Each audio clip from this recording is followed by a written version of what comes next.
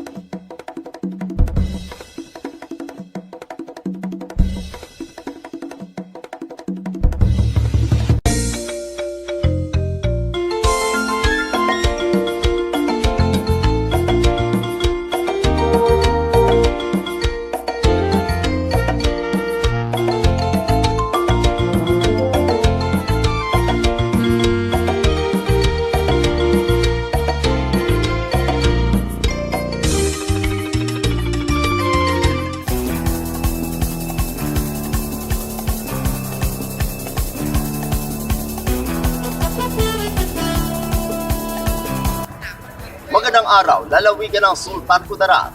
Narito na ang mga pangunahing balita sa Sultan Kudarat Headliners ngayong Agosto 31, taong 2023. Ika-71 founding anniversary at Lechon Festival, ipinagdiriwang ng Barangay Rahamuda sa lungsod ng Tacoro.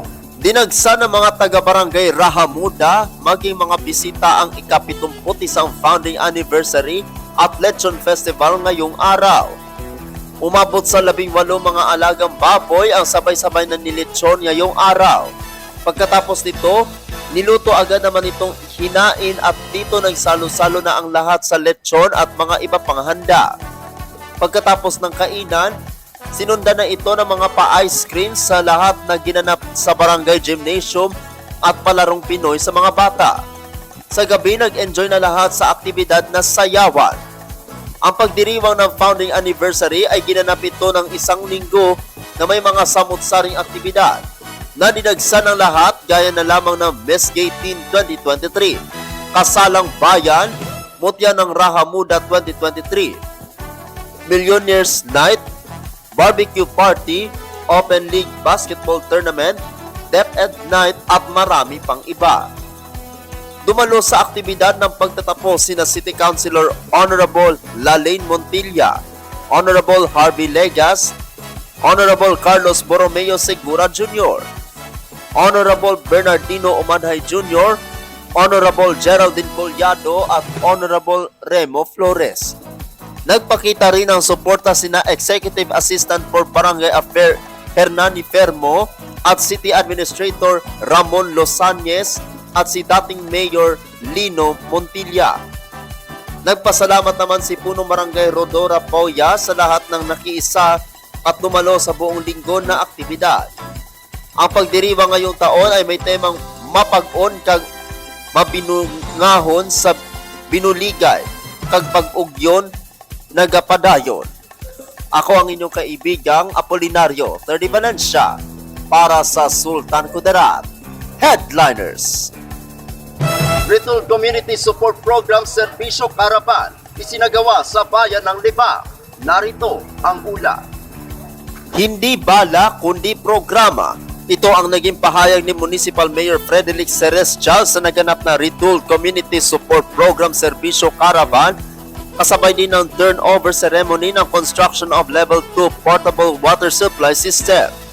Pinangunahan sa nasabing programa ni Libak Mayor Frederick Cerezcal, Engineer Jimmy Torres, CEMPA, MLGOO Esmael Anwal, Barangay Officials, Head of Offices mula sa Mago, MPDO, LCR, Menro, MHO, Philippine Army at ang Coast Guard.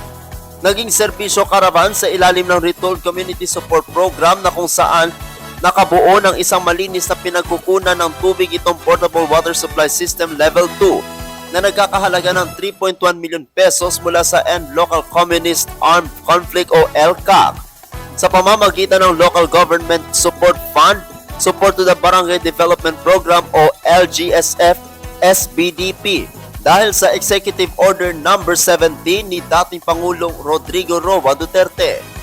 Kahapon, forma na itinurn over ni Mayor Celestial ang Portable Water Supply System Level 2 sa Barangay Bulalawan. Samantala, masayang tinamasa ang RCSP Serbisyo Caravan ng taga-Barangay Bulalawan dahil sa klase-klaseng interventions kagaya ng pamamahagi ng fruit trees, machinery inventory, registration sa mga papeles ng mga indigenous people mula sa local civil registry, pagpapalit ng bigas at school supplies mula sa mga naipong basura na pinangunahan ng Menro Libak. May libreng check-up at libreng gamot. Handog ng Municipal Health Office na kung saan isa sa mga pinilahan ng mga residente doon dahil prioridad ng lokal na pamahalaan ng Libak ang kalusugan. Panawagan naman ng pamahalaan sa mga residente ng Bulalawan na alagaan ang mga natanggap na proyekto dahil ang tanging layunin ng RCSP ay ibigay ang mga pangangailangan upang hindi na mahikayat ng mga makakaliwang grupo para sumanib sa kanila na kung saan nakahanda ang pamahalaan para tugunan ang suliranin sa bawat komunidad. Ako ang inyong kaibigang Apolinario Terdy Valencia para sa Sultan Kudarat Headliners. Para sa uling balita, Rivera Sr. nakahain ng Certificate of Candidacy bilang punong barangay sa Barangay San Pablo, lungsod ng Tacuro. Kasabay rin ang paghain ni punong barangay Rafi Lacson ng Barangay Calean at Doroteo Delicana ng Barangay Baras. Naghain rin itong gabi ng Lunes, ika-28 ng Agosto kasalukuyang taon, sina punong barangay Jesser Rivera Sr. bilang punong barangay ng San Pablo dito sa lungsod ng Tacurong. Bago pa man magsirado ang Commission on Election Tacurong City, ay nakapaghain rin si punong barangay Rivera Sr. ng kanyang Certificate of Candidacy. Kasama ang kanyang mga kasamahan na kung saan umaga pa lang ay nakapila. Sa ilalim ni punong barangay Rivera Sr.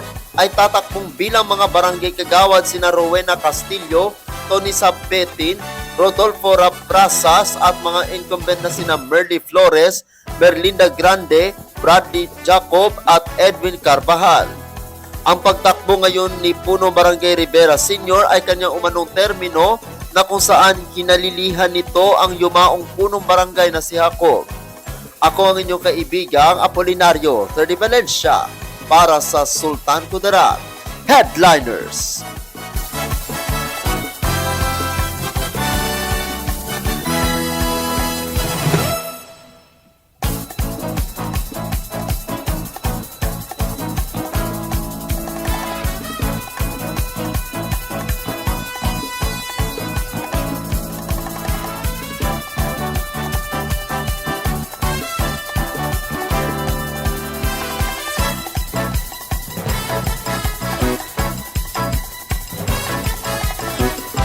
At yan ang kabuuan mga balita sa araw na ito. Mga balitang kailangan ninyong malaman, balitang walang kinakampihan, mga balitang totoo, mga balitang may dalang aral at inspirasyon.